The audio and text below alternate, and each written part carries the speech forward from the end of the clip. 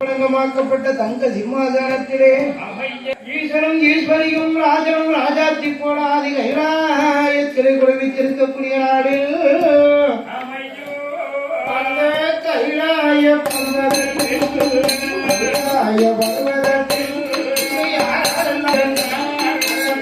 சக்தி மேகவன் சக்தி குபேரன் சக்தி தேவந்தி சக்தி வகவதே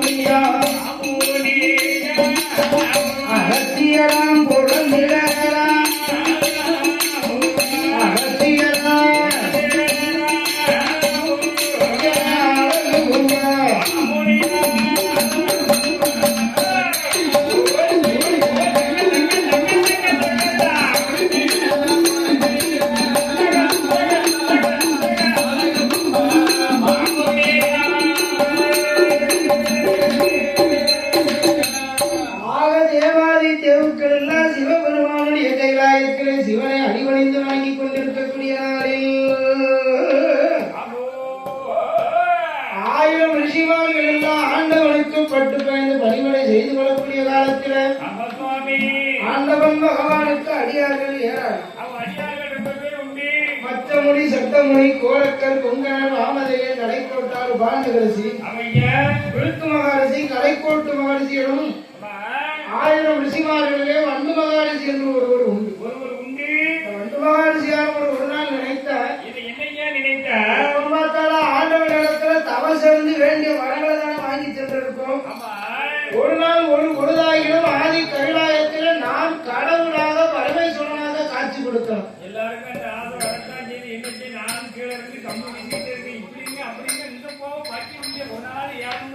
மூளை முக்கால் நாளிகையாவது கைலாயத்திலே முத்தலனாக மாணிக்க கைலையிலே கொடுவிருக்க வேண்டும் என்ற எண்ணம் கொண்டு வண்டு மகாரிசி யமயமலையிலே வந்து வவாலாக தூக்கி வருந்தி தவம் இருக்கிறார். வண்டு மகாரிசி வண்டு மகாரிசியானவர் தவஸ் இருக்கும் போதும் வண்டு மகாரிசி இந்த அவசை கண்டார் ஆண்டவன். அந்த பாவி வண்டு மகாரிசி ஆசை வரலாம். உலகத்துல ஆசை வராத நபர்களே இந்த உலகத்துல கிடையாது. ஆனா இறைவனாக இருக்கிற ஆசை யாருக்கு வரணும்? இறைவனுடைய எதிரிக்கு என்ன வரலாம்? பகவானுடைய பகைவனுக்கு இந்த ஆசை வரலாம். ஆண்டவனையே அனுதினமும் வணங்கி தொழுது வணங்கி கொண்டிருக்கக்கூடிய வண்டு மகாரிசிக்கு இந்த ஆசை வரலாமா? ஆக ஆசை வந்ததனால இந்த பாவி வண்டு மகாரிசி தவம் எடுக்கிறானே, கைலாயத்தை ஆளுநர்கள் வேண்டி தவம் எடுக்கிறானே, இந்த வண்டு மகாரிசி தவத்தை கலைக்காவிட்டால் இந்த கைலாயம் இங்கு கெட்டுவிடும் என்பதாக சொல்லி மும்மூர்த்திகளுமே இறங்குகிறார்கள். அன்னவாகனுடனாகிய என் பிரம்மதேவாலயரும் கருணவாகனுடனாகிய கிருஷ்ணதேவராயரும் ஜனபவாகனுடனாகிய ஈசன் எம்பெருமானும் மும்மூர்த்திகளும் ஒன்றாக இறங்கி யமயமலையிலே வந்து வண்டு மகாரிசியின் அவசை எதனை பார்த்தார். ஆமா ஐயா. வீட்டுக்கு போனோம்னா நம்ம என்ன கேட்போம்? ஆமா வீட்டுக்கு போனோம்னா கட்டக்கார ஐயா கிட்ட போறது ஐயா வாங்க தம்பி. தம்பி வய வாய்க்கால் போட்டு தரும் கோழி குஞ்சு ஆடு மாடு இதெல்லாம் கட்டு மாட்டாடா கேட்போம். இல்ல கிடையவே கிடையாது. அம்மா வந்து அம்மா நல்லா இருக்கீங்களா? பேரம் பேத்திலாம் நல்லா இருக்காங்களா? நம்ம தங்கச்சி அந்த ஊர்ல கட்டி கொடுத்துட்டோமே அங்க பிள்ளைங்க நல்லா இருக்காங்களா? இங்க ஐயா வாங்க நல்லா இருக்கீங்களா? வீட்டு பிள்ளைங்க நல்லா இருக்காங்களா? எல்லாம் செலுத்தமா இருக்காங்களா? இதுதான் கேட்போம். ஆமா தம்பியை பக்கத்துல கட்டி கொடுத்துருந்தோமா அவளும் நல்லா இருக்காங்களா? அதானே கேட்க தம்பியை பக்கத்து அப்படியே காலை இருக்கு ஐயா. பொண்ணு கிடைக்காத நேரத்துல பொண்ணு அனுப்ப மாட்டேனாலும் அப்புறம் நம்ம பிள்ளைய தான் அனுப்பிச்சு வைக்க வேண்டியதான். அது குஞ்சில இருக்கு ஐயோ அங்கே சேர்ந்துட்டு வாழ்ந்துட்டு போட்டோம் அவ்வளவு. எப்படியா செய்யலாம் காலத்துக்கு கல்யாணம் முடிச்சா செய்யலாம். சந்தோஷமா இருந்தா சரி கல்யாணம் முடிஞ்சா சந்தோஷமா தச்சியோட பார்த்தா பொண்ணு கிடையாதுங்க. ஆக இருப்பதனால ஆமா பிள்ளை செல்வமே பெரிய செல்வம் என்பார்கள். உலகத்திலேயே தவட்டாத கனி மதலை கனி. ஆமா அமையா. ஆக வாங்க வல்லவ சுலபமாக ஒரு குழந்தையை பிறகு செய்து வண்டு மகாலட்சுமி இந்த அவசுக்கு அருகாமலே போட்டுவிட்டு மறைந்தார். குழந்தைய பிறகு செய்தவன் அந்த குழந்தை சும்மாவா இருக்கும்? குழந்தை குவா குவான்னு கதறி அழுது. குழந்தையுடைய சத்தம் இருக்க குவா குவாங்கிற சத்தம் காதல கேட்டது வண்டு மகாலட்சுமி பார்த்தாராக. ஒரு குழந்தை சத்தம் கேட்க அப்படின்னு சொல்லி தன் தவசை மறந்து தமிழ் செல்வனாகிய கண்மணியை கையில் எடுத்து கொம்புத்தன் ஊட்டிக் கொண்டிருக்கிறான் அழுது கொண்டிருந்த குழந்தை. அப்பதான் ஆண்டவனுக்கு பிரசன்னமான அதே வண்டு மகாரிஷி மண்ணாசை பெண்ணாசை பொன்னாசையில மூவாசை எடுத்த முனிவனே உன் கையில் ஏதுடா குழந்தை. சுவாமி எனக்கு தெரியாது இவன் எங்கிருந்தோ வந்தாமா.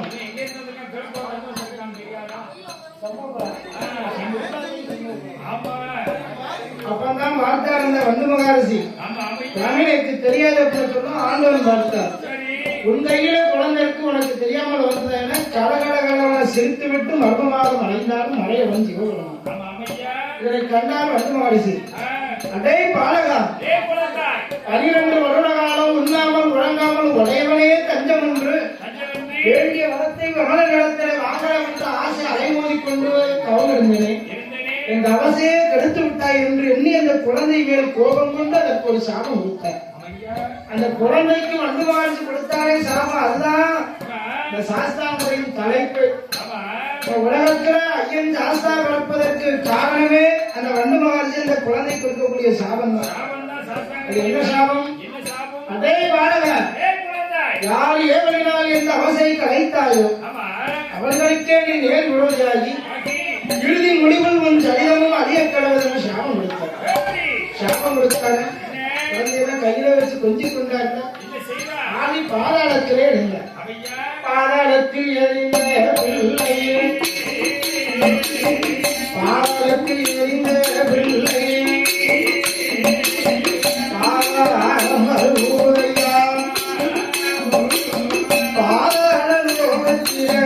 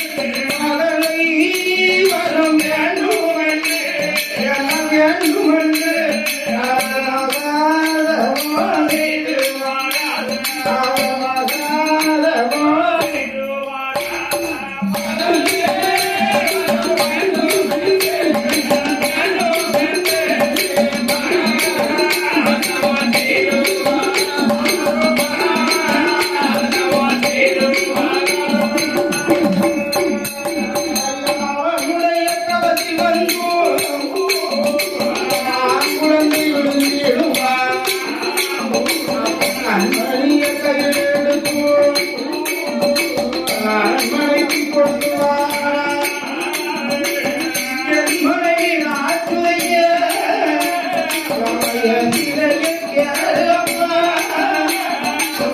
ஆண்டவன் நோக்கியோ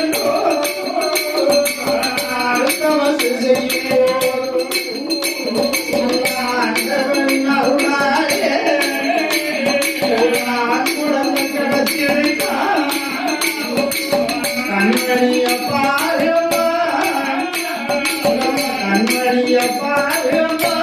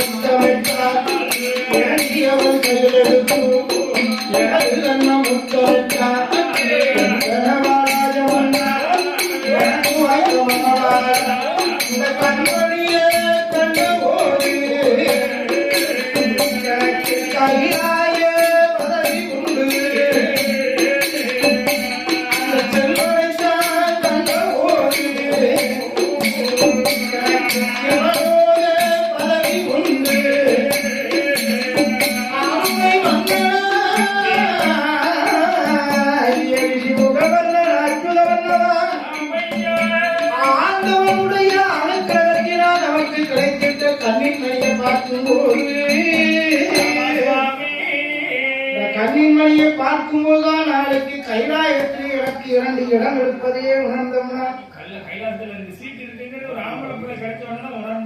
ஒரு ஆணோ பெண்ணோ உறந்தவன் பிறந்தாத்தான் தாலி கட்டிய கணவன் மனைவி 2 பேர்களுக்கு ஒரு மத்தத்தை மகிழ்ச்சி கணவனை விட மனைவிக்கு தான் மகிழ்ச்சி அதிகமா இருக்கும்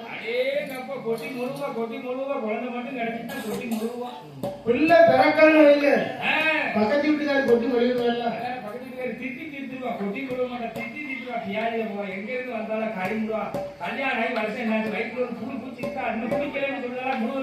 அவளே 10 வருஷம் கழிச்சா பிள்ளைய பெற்றிருப்பா இப்ப புதுசா வந்த மருமகளை குறிச்சு ஏசு அவன் வீட்டுக்காரங்க போய் கேட்குது எப்படி இந்த லோனை அடைச்சதுக்கு நமக்கு பிள்ளை படம் இருந்தாலும் நானே கொஞ்சம் பொறுமையா இருக்கணும்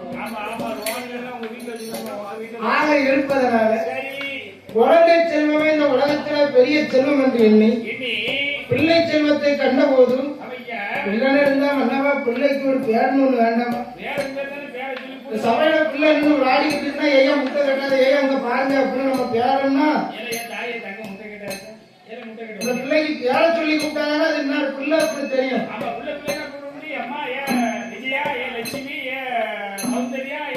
மைனி பேரையே சொல்லக்கூடாது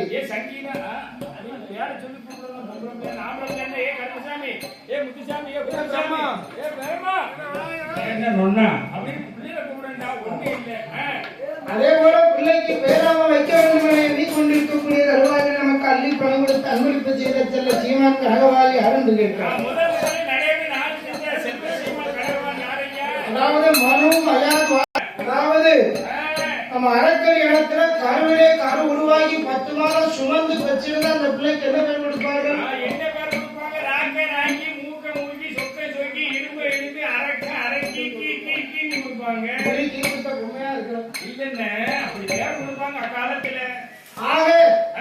இந்த பிள்ளை அப்படி நம்ம கருவிலே கரு உருவாகி பிறந்ததான் வல்லவர் சுரமாக பிறந்தனாலே மகனுக்கு வல்லவனின் நூறு பேருண்டு.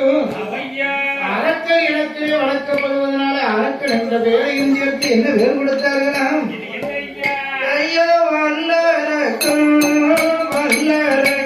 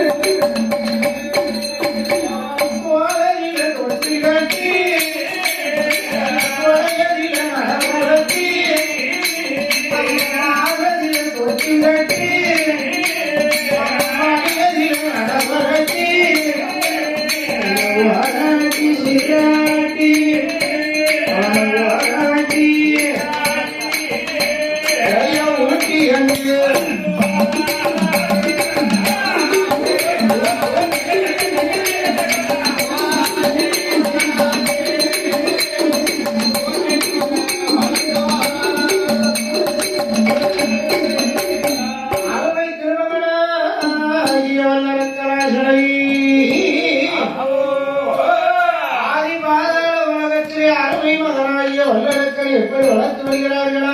எப்படி ஐயா? ஓராட்டி சீராட்டி வளர்த்துவாரா ஒரு மேனியுமா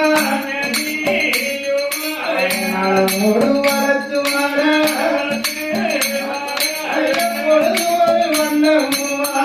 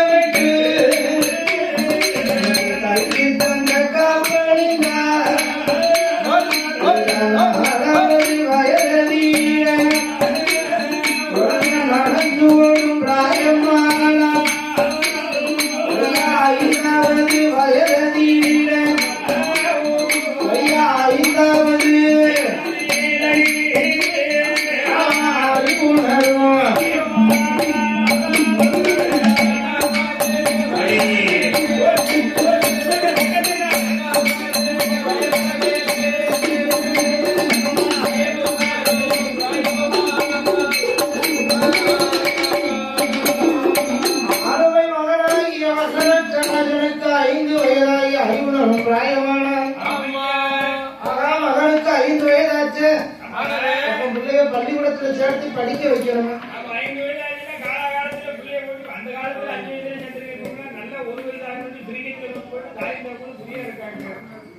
ஆனா இப்போ உள்ள காலம் அப்படின்னா அப்போ உள்ள காலத்துல புரட்டாசி மாதத்துல சரஸ்வதி பூஜையில தான் பிள்ளைகளை முதல்ல பள்ளிக்கூடத்துல சேர்த்து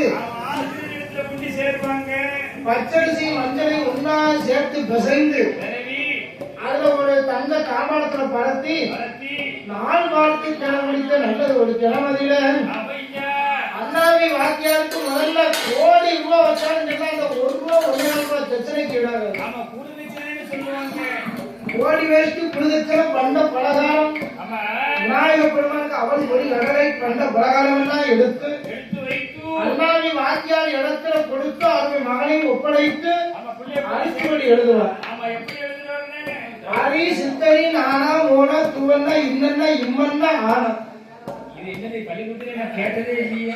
பழைய காலத்துல இப்ப எழுத்துக்கு அப்புறம் தான் ஆனா வந்திருக்கு. ஆனா இப்போ உள்ள பிள்ளைகளுக்கு லைவா போயிட்டு இருக்கு. அருமை மகனாகிய வல்லரக்கனை அறிவுணரும் நாயக்கர் பள்ளிக்கூடத்தில் எப்படி வைத்தார்கள்? ஒரு புரட்டாசி மாதத்தில பூஜையில நாளான நாளையில ஒரு நல்லதொரு கிழமையில அண்ணாவி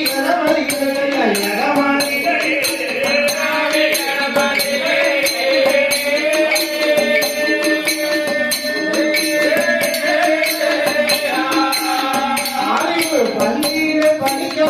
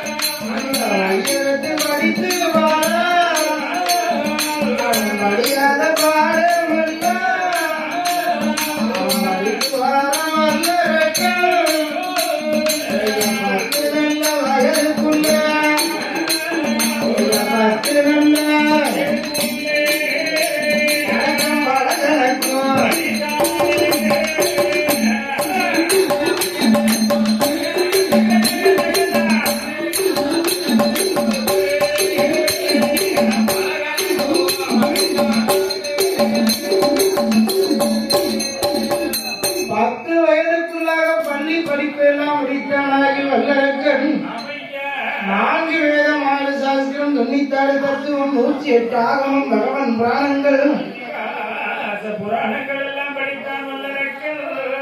இதிகாசம் எல்லாம் படித்து படிப்பு மட்டும் போதாது, சகல கலையும் கற்று ஓதி உணர வேண்டும் என்பதாக சொல்லி அந்த வல்லரக்கன் அண்ணாச்சாரி இடத்திலே என்ன சகல கலையும் கற்றுணர்ந்தான் தெரியுமா? ஆலயச்சம்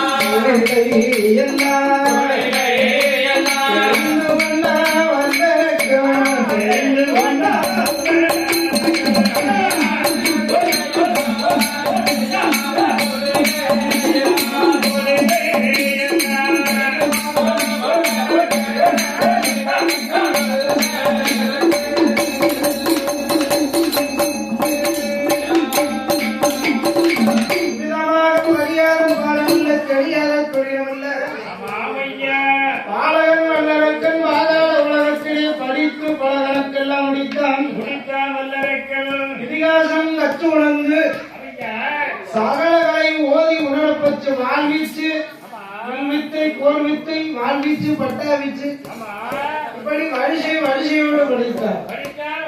அது மட்டுமா அவனும் உணவடி சிரமங்கள் 32 கால்களில் 6 சிரமங்கள் 56 கால்களில் 5 அடி சிரமங்கள் 5 அடி சிரமங்கள்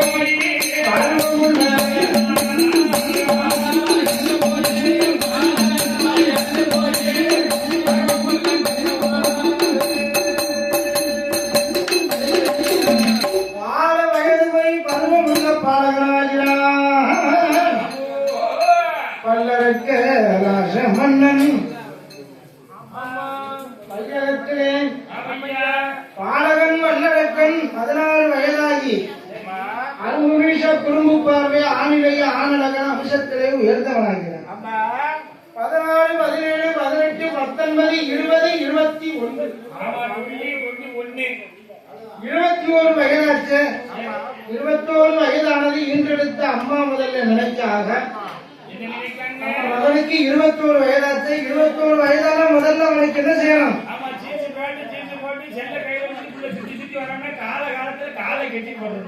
10 மணிக்கு மேல செல்பு நடித்து பிரவாசல் ஓடிட்டாங்க.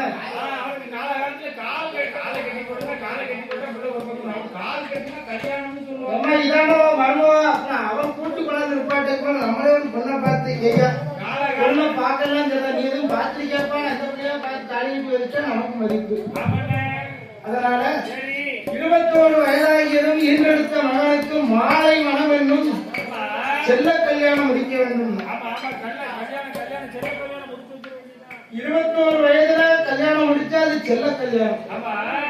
25 வயதிலே மனம் முடித்தால் அது சுயம்பர கல்யாணம்.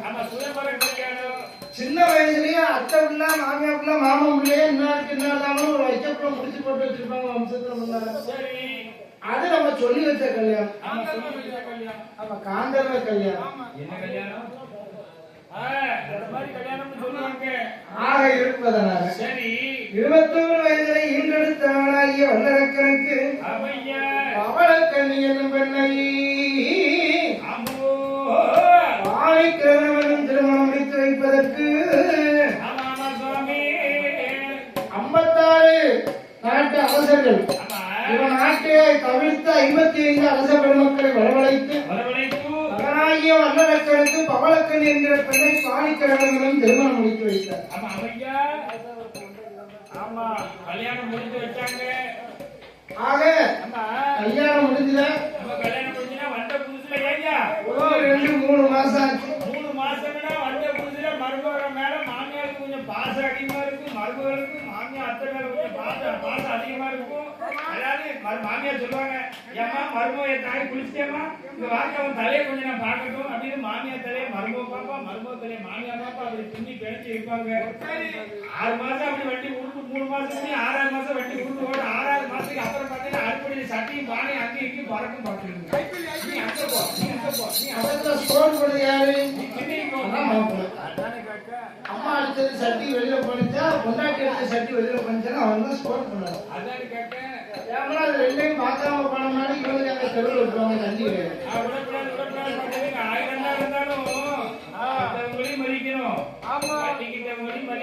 தாய்க்கு இப்ப இந்த ஆரம்பம் சொல்லியிருக்காங்கல்ல. ஆமா ஆண்டவன் வந்து ஒரு கருவில ஒரு குழந்தைய உருவாக்கி சனிச்சு பிறக்கிறாங்கன்னா தாயை தேன் படைச்சா அந்த பிள்ளையை பாதுகாக்க. தாய்க்கு அப்புறம் ஒரு பெண்ணை படைச்சா தாரம்னு சொல்லி அந்த தாயை போல அந்த குழந்தைக்கு என்ன நடந்தாலும் சரி, உண்மை சொல்லப்போனா எது நடந்தாலும் எப்படி இருந்தாலும் அது நோயா இருந்தாலும் சரி பெரியா இருந்தாலும் தாயை போல. அதுக்கப்புறம் அந்த மனிதனை கவனிக்கக்கூடிய தாரம் மட்டும்தான் பார்த்துருக்காங்க. அதுக்குதான் தாய்க்கு பின்னாடி காரணம் இந்த உலகத்துல ஒரு தாரம் வச்சுன்னா இன்னொரு தாரம் வரும், ஒரு பிள்ளை வச்சுன்னா இன்னொரு பிள்ளை வருவான், இன்னொரு தம்பி போன இன்னொரு தம்பி வருவான், ஒரு தங்கச்சி போன ஒரு தங்கச்சி வரும். ஆனா பெற்றெடுத்தாலே அம்மா அவளை விட்டோமானால் அவளுக்கு அடுத்தாற்போல அவளுக்கு ஈடு அவள்தானே தவிர மற்றவள் யாரும் அந்த இடத்தை நிரப்ப முடியாது. அதான் அன்னையும் பிதாவும் முன்னணி தெய்வம், ஆலயம் தொழுவது சாலமும் நன்று.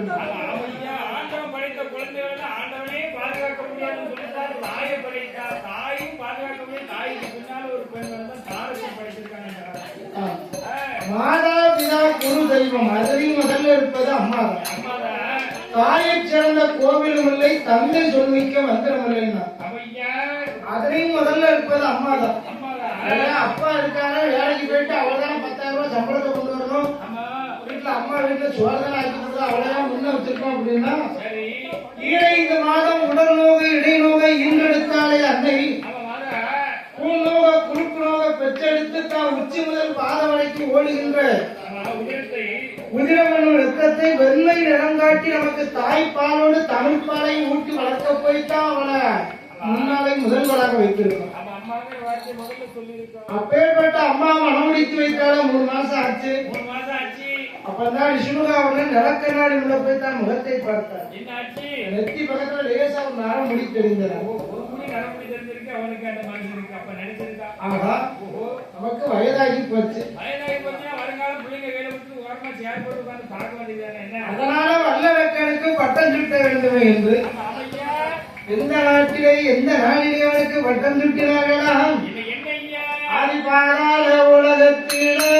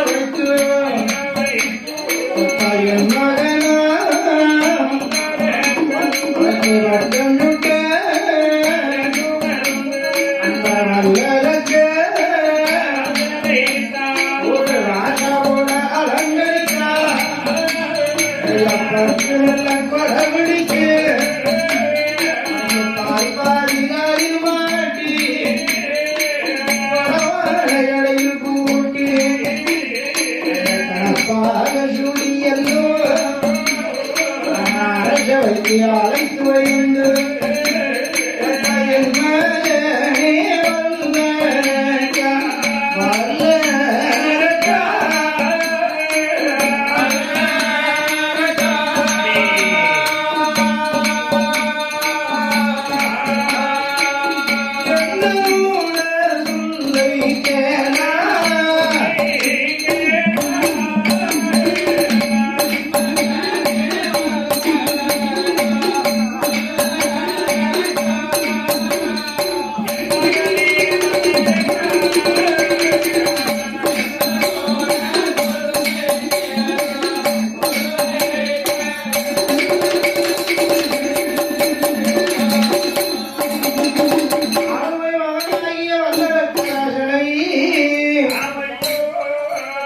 பட்டம் சூட்டிட வேண்டும் என்று அவளி உள்ள 55 நாட்டு அரச பெருமக்களை வரவழைத்து 55 ராஜாக்கள் அரியாசனத்தில் அமர வைத்து சிற்றரச ராஜாக்கள் பேரரச மன்னர்கள் மற்றும் நாட்டு குடிமக்கள் ஆண்களும் பெண்களும் அரச வேடப்படி வெள்ளம் போல் திறந்திருக்க மகனாகிய வல்லரக்கன் அழைத்தார்.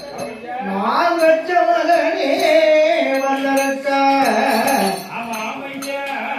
நாடாலும் தன்மை பெற்று விட்டாய் மகனே. ஆறிலோர் கடமை வாங்கி ஆராய்ச்சி வழிகட்டி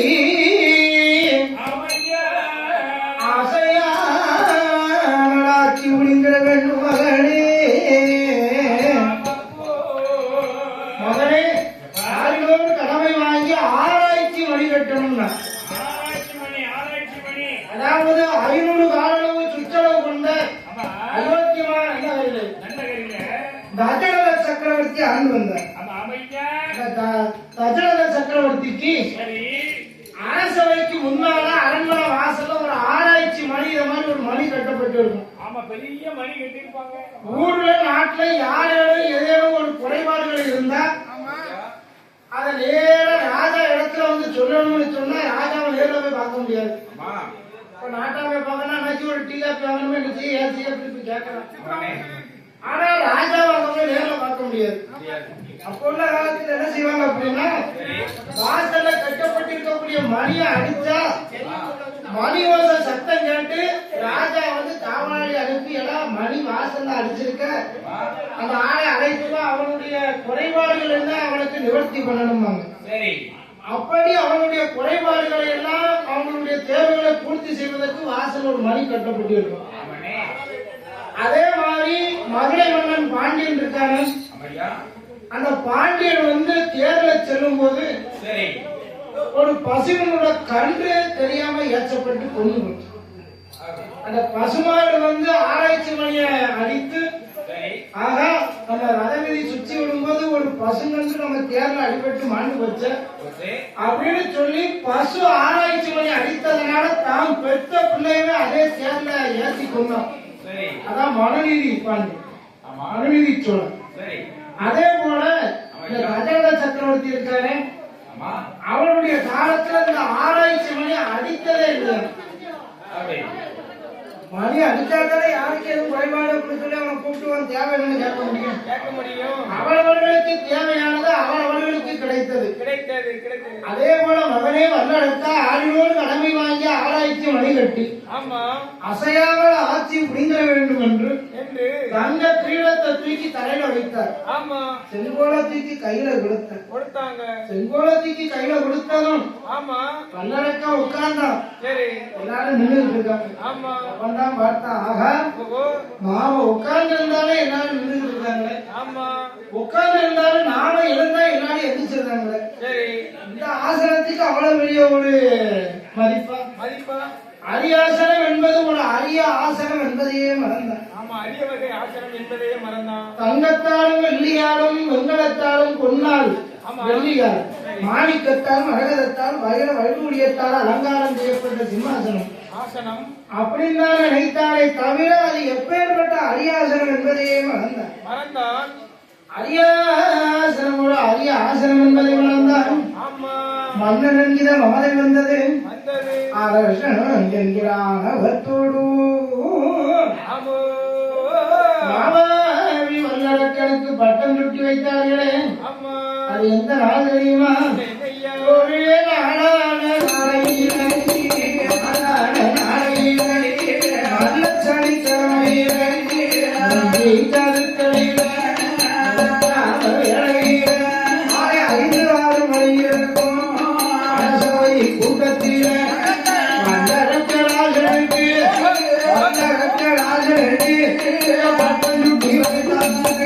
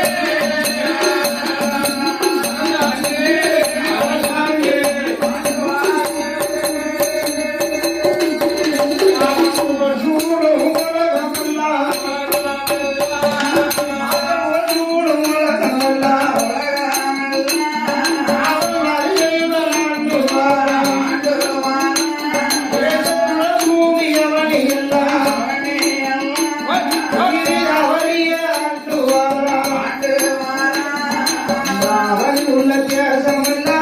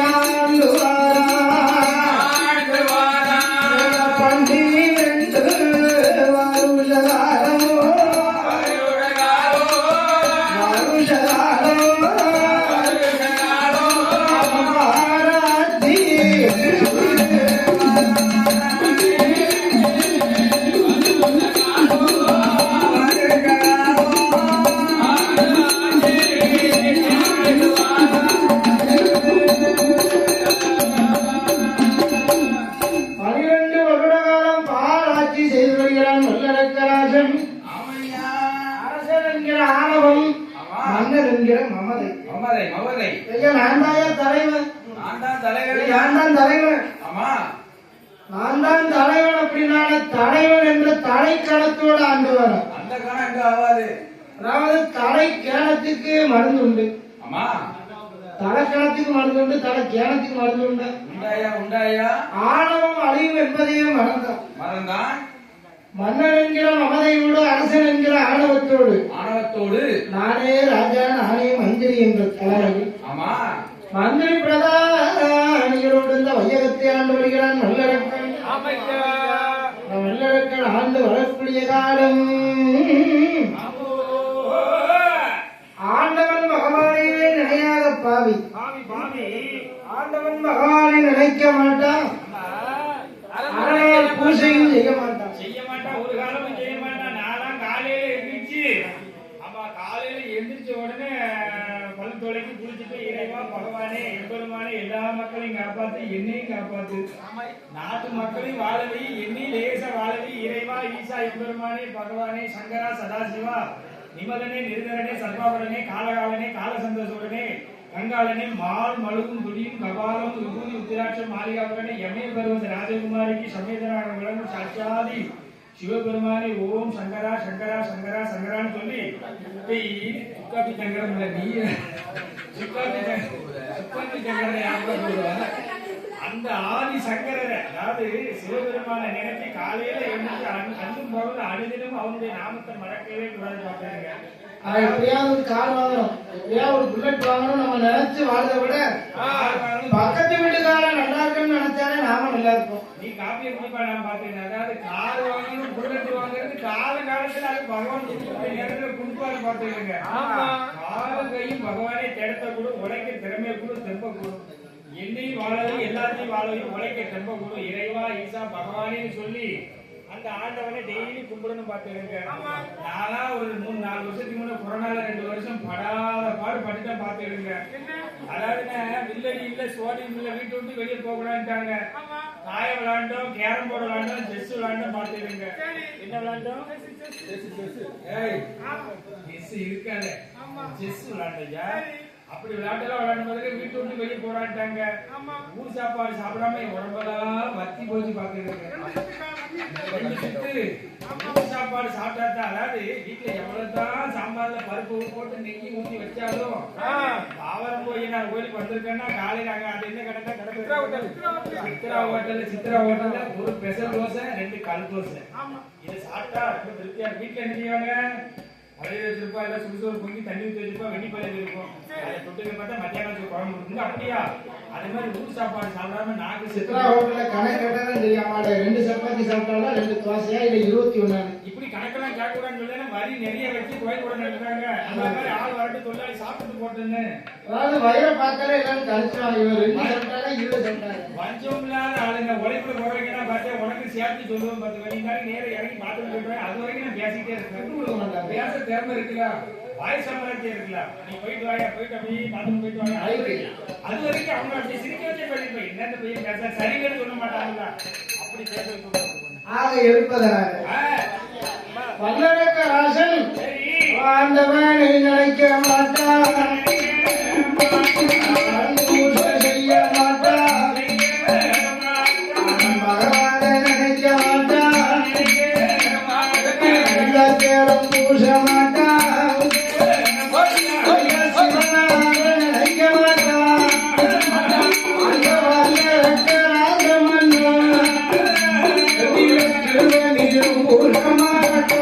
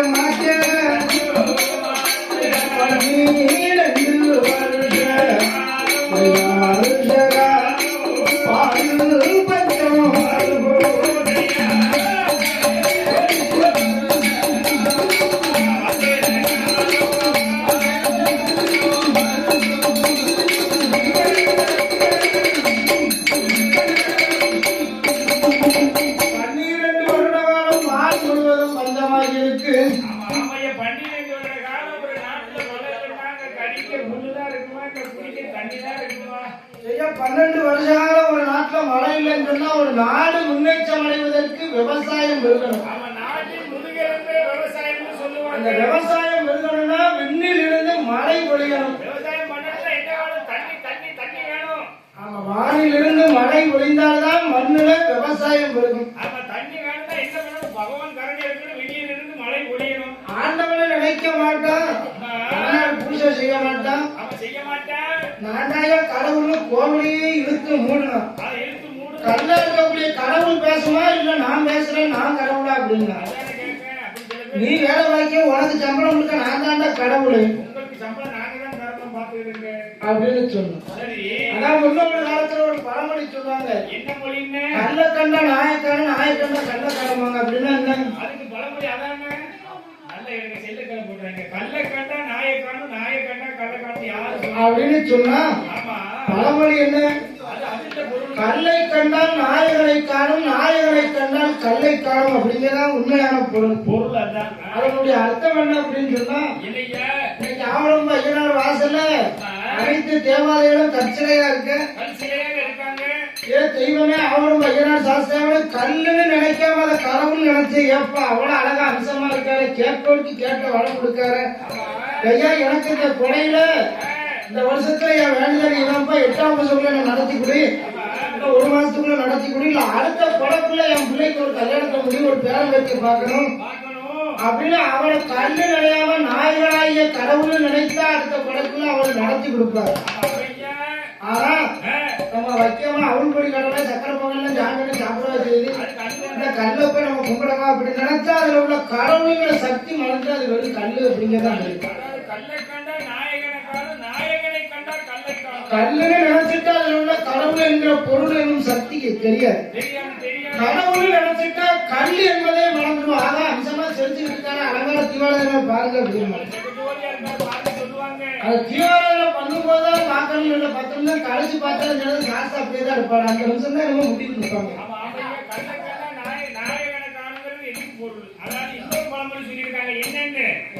சட்டியில இருந்தா ஆப்பையில ஒரு பெரியார் சொல்லிருக்காங்க. அது அப்படியே பொருள். அதுக்கு நம்ம அண்ணாவை போட்டு சொல்லுவாங்க. சஷ்டியில் இருந்தா அகப்பை என்னும் வயிற்றுக்குள்ள கரு உருவா ஜடிக்கும் வாங்க. அதுதான் பொருள் பாத்துருங்க. நம்ம ஐப்பசி மாசம் ஜஷ்டி விரதம் இருக்கணுங்க. ஆமா, 8ஓட 8 நாள். அதாவது திருச்செந்தூர்லயும் சரி, ஆய்க்குள்ளையும் சரி, ஆய்க்குள்ள பாலகிருஷ்ணன் சன்னதியில விரதமா இருக்க ரொம்ப விசேஷம் சொல்லுவாங்க. அது ஆறுபாடு வீட்லயும் சரி, முருகன் பெருமானுடைய அனைத்து கோவிலும் சரி, சஷ்டியை விரதம் இருந்தால் தாய்மார்கள் குழந்தை வேண்டும் விரதம் என்றால் கோவில்ல போய் பணம் கட்டி ஓலக்காய் ஒரு நேரம் பச்சரிசி சாதம் கொடுப்பாங்க. அதை டெய்லி 2 வேளை குடிச்சிட்டு ஒரு நேரம் சாப்பாடு சாப்பிட்டு விரதம் இருக்கணும். சில பேர் சாப்பிடாமலே பழமும் பாலும் தண்ணியும் குடிச்சிட்டு விரதம் இருப்பாங்க. சஷ்டியில் அப்படி விரதம் இருந்தா அகப்பையில் வரும். அகப்பையில் அகம் என்பது உள், பையில் வரும் என்பது பொருள். இதுதான் பாத்துக்கிறேன். அண்ணன் வீட்டுல மைனி வந்து யாரும் பார்க்கும்போது விரதமா இருப்போம், மற்ற நேரத்துல பழம் ஜோலதுன்னு சாப்பிடுவோம். அதானே கேட்க. அப்படி சாப்பிட்டுதான் இப்படி இருக்கா? அங்க யூடியூப்ல ஆம்பருக்கும் போகும் பாத்தீங்கன்னா அப்புறம் நாளைக்கு வந்து சோறு வேணும். உண்மையத்தானே சொல்லல, தப்பா சொல்லலையே. ஆக இருப்பதனால சரி, பல்லரக்கங்காலத்தில் எப்படி இருக்கு தெரியுமா? இது என்னைக்கா? நாளை நல்ல உருண்ட பண்றோம், உருண்ட பண்றோம், உருண்ட பண்றோம்,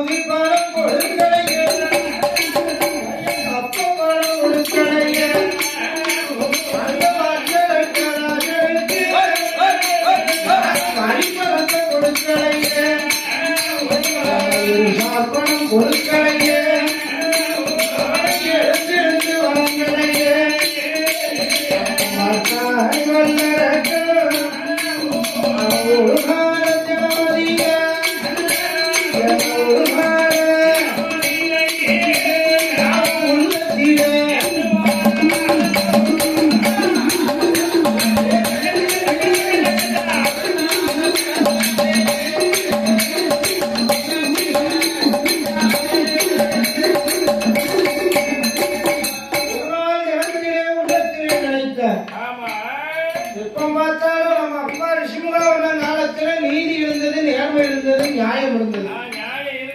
நல்லடக்கம் காலத்துல இந்த மொழி இருந்ததா? ஆண்டவனே நினையாத பாவிப்பட அவன் ஆட்சியில மழை பொழியுமா? கடவுளே நினைச்சால மழை பொழியும். மழை பொழிதால விவசாயம் பிறகு விவசாயம் பிறகு அந்த நாடு முன்னேற்றமா இருக்கும்.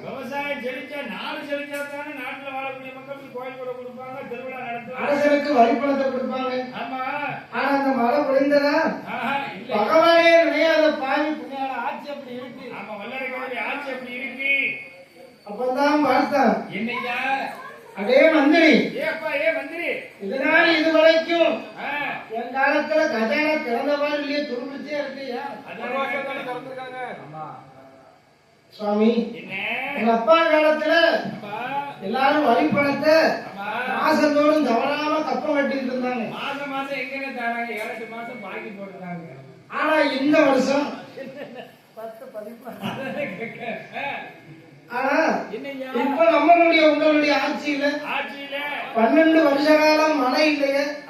அதனால யாரும் அவதி பணம் கொடுக்கல. அரிசின்னு அள்ளி பாப்பாரு இல்ல, உமீன்னு ஊதி பாப்பாரு இல்ல, கேப்பாரு கிடக்கு. அதே மந்திரி மழை இருந்தாலும் இல்லை என்றாலும் மன்னனுக்கு வர வேண்டிய பகுதி பணம் கப்ப பணம் வரி பணம் கொடுத்தா தானே அரசு உயரும்.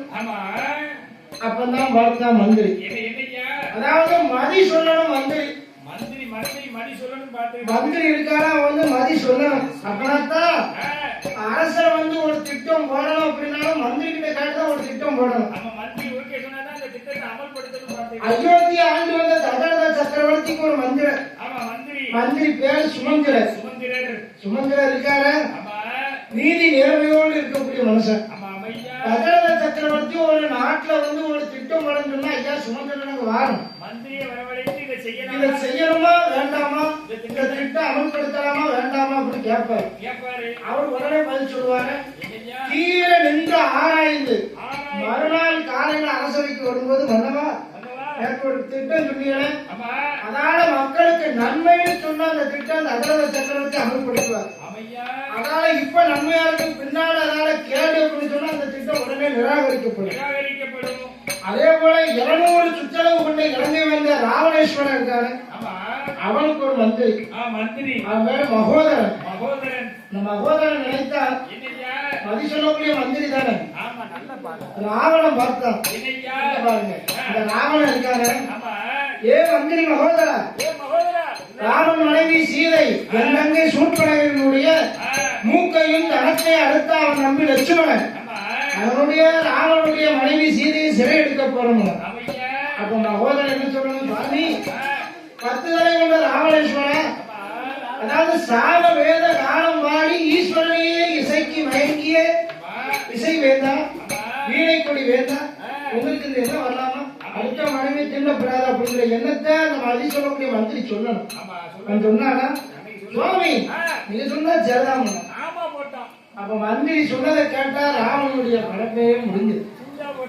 அதனால இருப்பதனால மந்திரி மதி சொல்லணும், அத மன்னன் கேட்கணும்.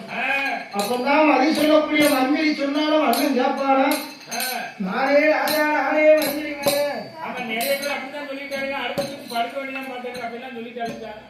அது தெரிஞ்சும் அப்படி இருக்காரே வல்லடக்கன்.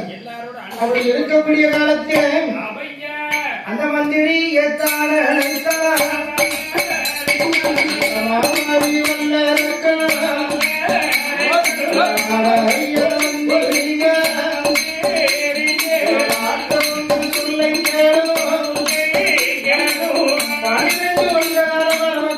இதுவரைக்கும் வட்டி வரிப்பணம் பாக்கி இருக்கக்கூடிய அரச பெருமக்களை எல்லாம் எட்டு நாளைக்குள்ள எப்படியும் பகுதி வேண்டும் பணத்தை கொடுக்காவிட்டால் மாறி கட்டி அடிப்பேன் பகுதி பணம் கொடுக்காவிட்டால் தான் நீடித்து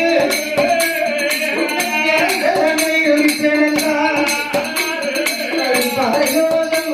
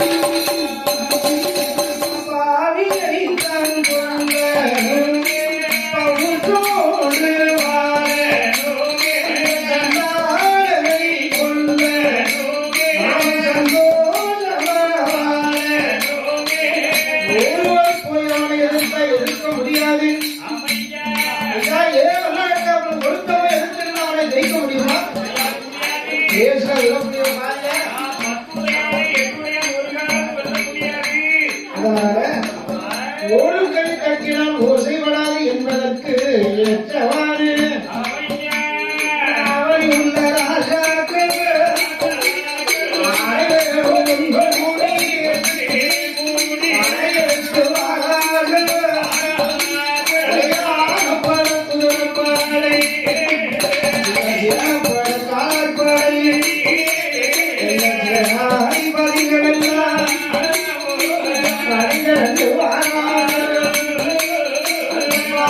உலகத்தில்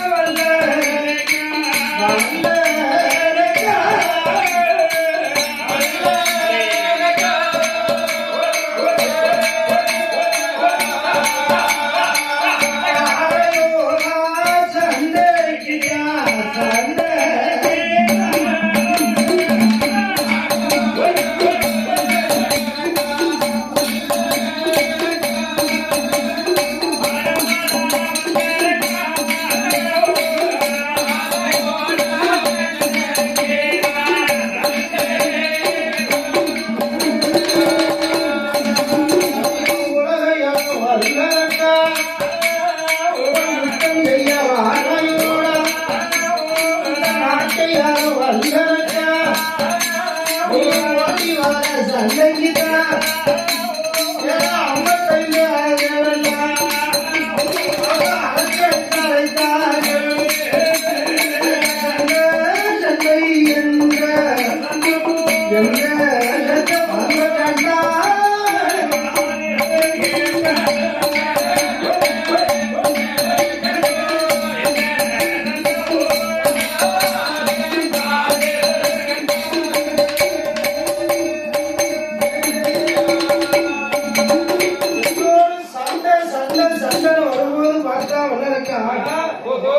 அதே மந்திரி நான் சொன்ன மாதிரிதான் மழை முழங்குங்க இல்ல வேற எங்கேயும் சேர்த்து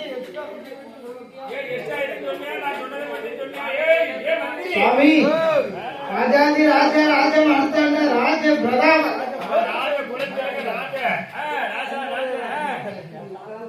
அப்பேற்பட்ட ராஜா நீங்க சொன்னதுதான் சொன்னாங்க அப்பதான் பார்த்தான் நல்லா இருக்கு பரிப்பணம் அவதிப்பணம் தப்ப பணம் தானே கேட்டோம் அதற்காக இந்த நாட்டு அரசர்கள் எல்லாம் நம்மளை எதிர்த்து சண்டையில வந்திருக்காங்க இவர்களை சண்டையிட்டு ஜெயிப்பதற்கு நம்ம இடத்துல படை பலங்களை திரட்டுனா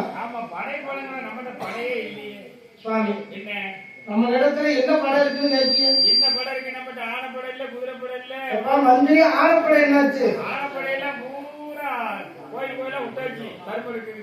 கொட்டலுக்குது. ஆமா, கொட்டலுக்குதுல ஒண்ணு பல்ல சைனி. அப்ப குதிரை படம் என்னாச்சு? குதிரை கூட ரேஸ் விட்டாச்சு.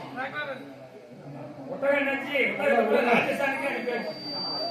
அப்ப மத்த நம்ம படை சேனாதிபதிகள் காவல்படைகள் என்னாச்சு? கால் சோந்து கை சோந்து கிடக்கு. அப்ப படையே இல்லையா? அப்ப நம்மகிட்ட ஒரே படம் இருக்கு. என்ன படம்? சோத்து படம் இருக்கு. அதை மட்டும் ஓரமா இங்க சண்டைக்கு வரையில சாப்பிட போகுமான்னு கேட்கு.